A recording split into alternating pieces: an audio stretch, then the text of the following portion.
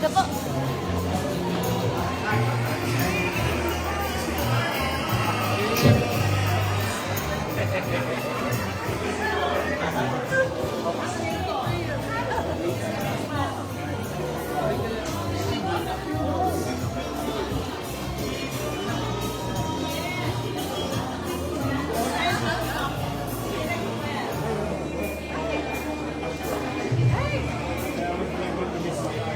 Yeah, thank you.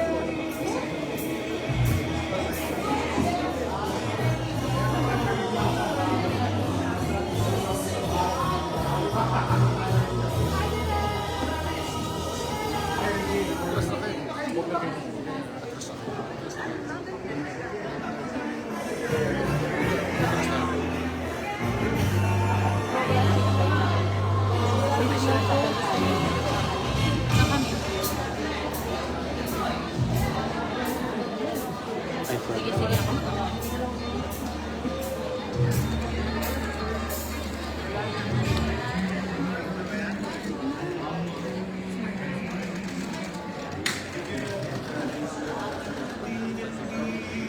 Mama.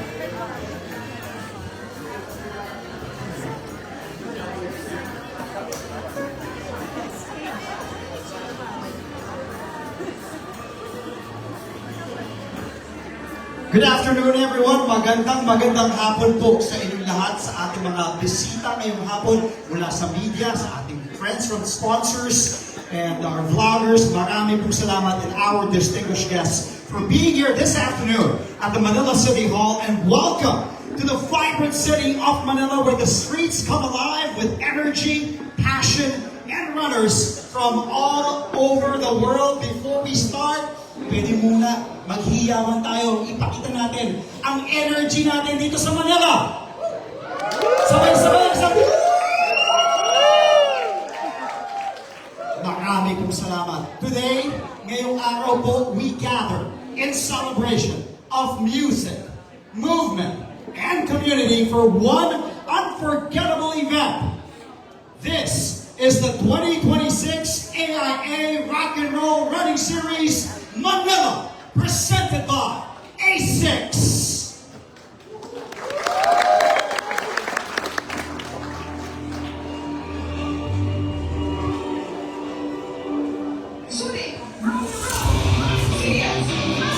For over 25 years, cities around the world have run to the beat of rock and roll.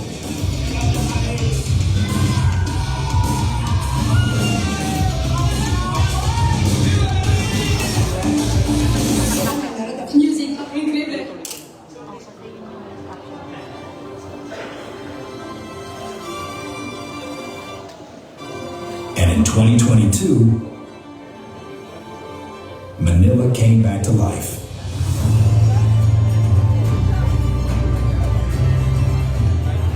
Rock and Roll Manila was the first major mass participation event after the pandemic.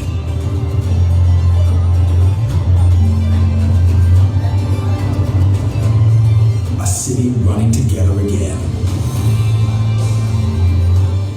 From comeback moments to unforgettable memories. And as Manila grew stronger, the world took notice.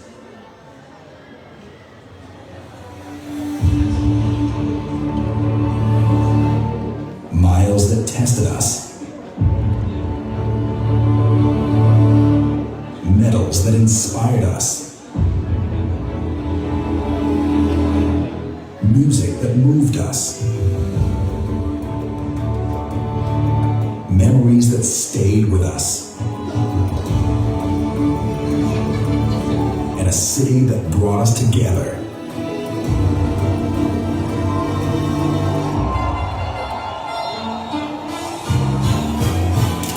We celebrate the music, stories, and spirit that belong to us.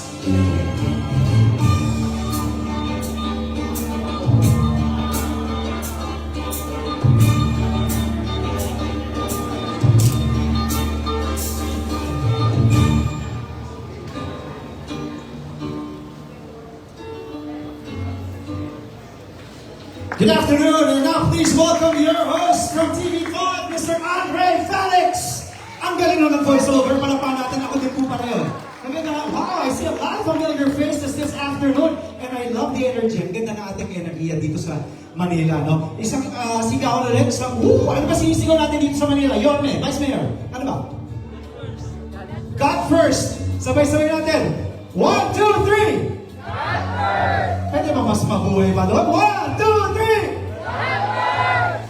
Maraming salamat po. Once again, good afternoon. Thank you so much for being here at the Manila City Hall. Ako po, ang inyong kapatid, Andre Felix. Magpo-promote na rin po ako. Pwede ba, Mayor? Vice, can I promote my shows? I will do it, Miss Pia. Good morning, kapatid po. Alas 5:30 hanggang alas 8 Lunes hanggang Biyernes sa TV5. Coach P, natatawa. And also, Frontline Pilipinas Weekend din po. Alas 5 ng hapon sa TV5 din po yan. Kamusta po ang energy natin? Kamusta lahat tayo this afternoon? Okay naman? Okay naman? Parang hindi. How's everybody doing? Good? Are you all excited? Miss P, I know you are excited. Are you all excited? Maraming salamat po. Again, thank you so much to the City of Manila for welcoming us this afternoon in another great AIA Rock and Roll Running Series in Manila. Palapakan po natin ang syudad ng Maynila. Pwede natin nakasahan. Alam niyo po, ngayong hapon, of course, nandito tayo sa Manila City Hall. Again, we want to thank you for the official launch. This is the official launch of the 2026 AIA Rock and Roll Running Series Manila presented by ASICS or ASICS. Sa Japan po kasi ASICS, pero sa atin, ASICS, whatever it is, masasod yung ASICS, okay tayo, magkakasundo tayo. Today is extra special as we celebrate a major milestone celebrating 5 years of the Rock and Roll Running Series Manila. 5 taon na po! Palakpakan natin ang Running Series AIA! Sunrise, Coach B, congratulations! 5 taon na yun, grabe, no? So 5 taon na rin ako tumatakbo sa inyo. Thank you! Ay, marami akong salamat, maraming salamat. Today is extra special, and in this time po, it has grown in more ways than just a race. Celebration po siya of community, yung culture natin, ang daming nangyayari. Ako po mismo personally running. And nagtumakbo na po ako sa 5K, 10K, and 21K ng AIA Rock and Roll Series. Ang na-appreciate ko po sa Maynila, una sa lahat, sa pamumuno ni Yorme, yung napakalinis. No joke, kasi ako, kwento ko lang mabilisan, Miss Pia. Kasi I've done Sydney Marathon last year, I've done Tokyo Marathon early this year. Iba din yung tumatakbo dito sa Maynila. Pag nakakausap ka ng ibang mga banyaga, mga foreigners, people from different countries, they wanna run here. Kasi iba yung masaya eh. May mga banda dito, tapos lahat ng mga tao, talagang they're all nakangiti, mawawala yung pagod mo. So it's really, if you haven't ran in the Rock and Roll Running Series, I suggest this year tumakbo po tayo.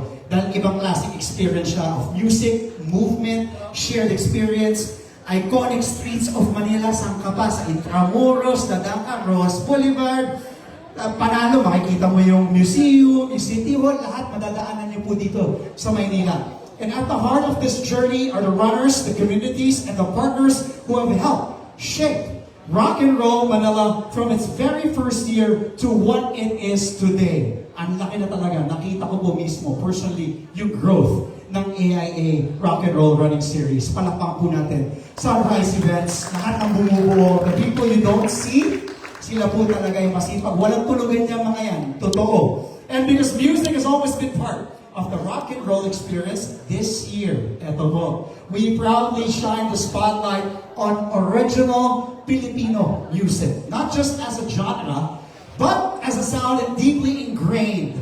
Nakatatak na po sa atin to in who we are as Filipinos. It is the soundtrack of our stories. Kwento ko, kwento mo, kwento natin lahat ito. Our pride and our shared identity. This year's theme says it all. Kay ganda ng ating musika, ito ay ating sarili atin. A true celebration of OPM and the enduring spirit of Filipino pride. And to help bring this vision to life, we are honored to partner and collaborate with the very person who wrote these iconic words. Nag-iisa po siya. He is a national treasure. He is an icon, a legend. Bata pa lang ako eh. Nagmamano na ako eh. Alam ko magagalit ka sa akin. Huli ko cellphone boss. Pero, palakpakan po natin. The Grand Maestro himself. National Artist for Music. Nag-iisa. Mr. C. Ryan Tevya.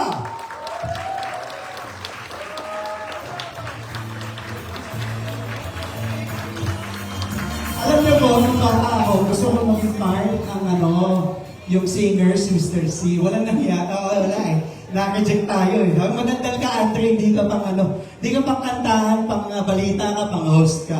Sige po, pero mahal natin si Mr. C. And of course, moments like this are made even more meaningful by the people who share this vision with us. So, let's acknowledge, nakita na natin yung ating mga distinguished guests. If I call your name, please, if you can rise. Our distinguished guest this afternoon, unahin na natin. Ang taong mahal na mahal ng syudad ng Maynila, ng mga Manileño, syempre Yorme, idol ko, idol natin lahat. Gusto ko paglaki ko, maging katulad mo.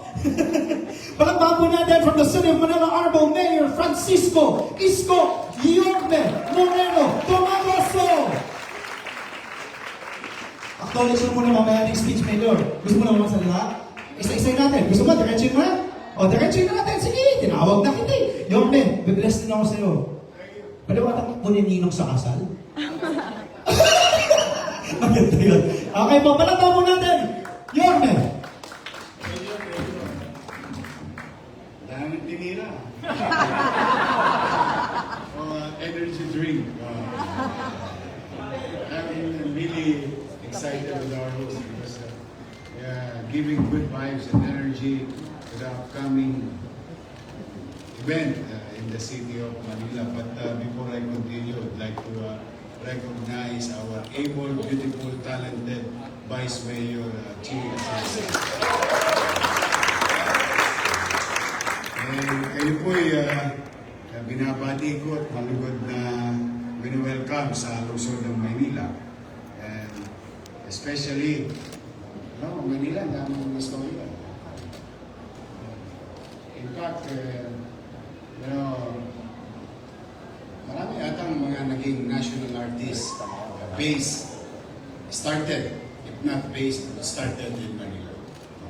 At malugod ko po kayong welcome, isa sa mga national treasure in an industry who gave me opportunity to better my life. Entertainment industry, in this case, music. And music can outlive us. So your creation will be part of the next generation. Mr. Ryan Tevya, palakpakan natin ang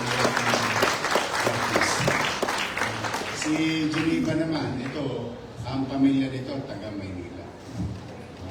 Mga batang Maynila to. Just so you know, for the public's information. And there is what you call Tirso Cruz Compound, or the Cruz Compound in Gagalangin, where the family of Geneva, malaki yung pamilya sila, maraming sama-sama in Gagalangin. Hanggang ngayon, magpasa hanggang ngayon, madadaanan nyo pa yung compound nila.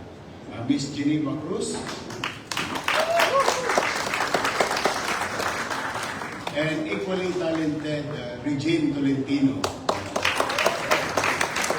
May asin pa eh. Talagang mga ka-artists ang datingan. But I'm happy to see you guys. One way or another ay nakasama ko sila sa television, live show and tape show. And lalo na, ito sayang, hindi ako na-direct eh. Pero magaling na direktor ng ating bansa at magaling na aktor ng ating bansa. Director Ruel. To Miss Princess Galura, President and General Manager sa Sunrise. To the Sunrise family, thank you very much. Choosing Galura.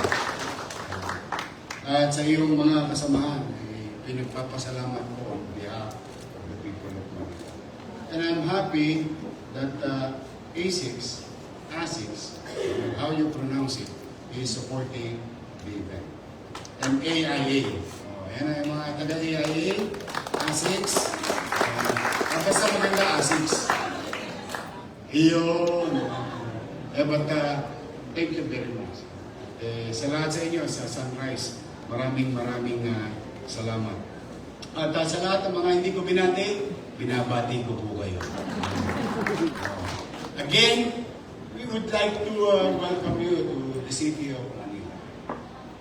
Napakagandang team ng rock and roll event sa Manila ngayon. Sarili natin. Done, created, made by national treasure, national artist, Ryan Cayabyab. And it speaks also of our commitment in promoting the city of Manila, not only as capital, but the place to go with regard to culture, arts, now sports, kasi kami mayaman sa kasaysayan. And you can see on your left side, on the left side of this stage, the logo that we created for our tourism company. Manila, My Manila. Sabi ni Ryan Cayabyab, national artist, sariling atin. Manila, My Manila is created by another national artist, Nick Joaquin, in his book, Manila, My Manila. Why we adopted this? Simply because of your presence today. You may not be, hindi man kayo taga Maynila, pero one way or another, meron kayong istoryang kwento, a story to tell about the city of Manila. And most, if not all, yung mga taga Metro Manila, iba pang bahagi ng bansa, ay nagtungo sa Manila upang mag-aral. So sila may karanasan, may kwentong Maynila. So that's why we wanted to share. We Manileños, nowadays, hindi na namin ito tinatawag na Manila, Manileño kami. No? Everyone is Manileño. Because everyone has a story to tell. As you can see in the pictures above me, when you look around, pag yan ay tinignan ninyo, halos yan ay kasaysayan ng buong bansa. And most of it in that painting of national artist Botong Francisco is did happen in Manila. Kasaysayan ng bansa, kasaysayan ng syudad ng Manila. That's why we would like to share Manila to every John, Does, and Mary, foreigners and Filipino, fellow Filipinos. Welcome po kayo lagi sa lungsod ng Manila. Ito ay timbulan ng pag-asa. Oportunidad, kultura, tradisyon, at maaaring totoo na ang Maynila ay luma. Pero yan ang kalamangan namin. Sa bawat gusali, katulad katulad na sabi ng ating host, sa bawat kanto, iskinita at boulevard, highway ng lungsod na ito, may kwentong dala sa bawat tao at sa susunod na henerasyon. Kaya, in our own little way as your city government, no, kahit kami luma, ay pinipilit namin itong maging maaliwalas at panatag. In fact, about an hour ago, we just posted another milestone with regard to the new policy of the City of Manila sa mga negosyante. We just posted a 3.3 billion worth of new businesses registered in the City of Manila, on top of whatever we have already. So that's 3.3 billion. Imagine if all local government units at 1,600 LGUs in the country doing the same, or at the very least, 200 plus highly urbanized cities like Manila. Diba? Sabihin, kapag nagtulong-tulong tayo, nagsama-sama tayo, and collaborate with the private sectors, ay patuloy na gagaan ang pamumuhay at magbibigay ng oportunidad sa ating mamamayan. But for now, what we wanted to do is to really give opportunity for our people to work. And one of the driving factor for jobs creation, for growth, is tourism.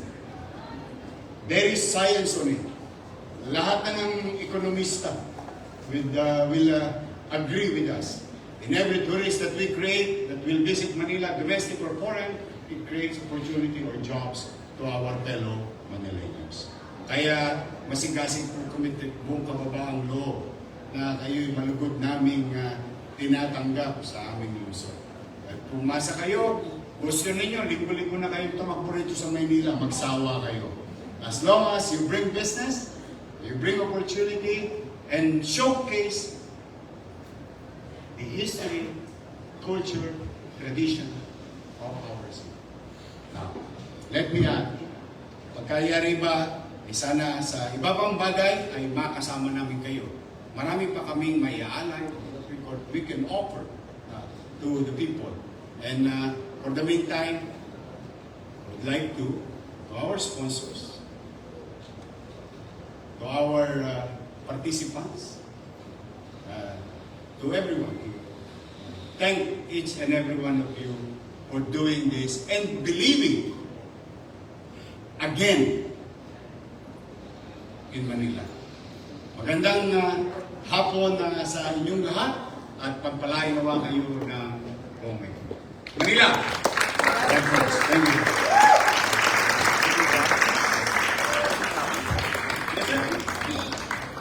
Maraming salamat. Palakpakan po natin, Mayor Isko Moreno.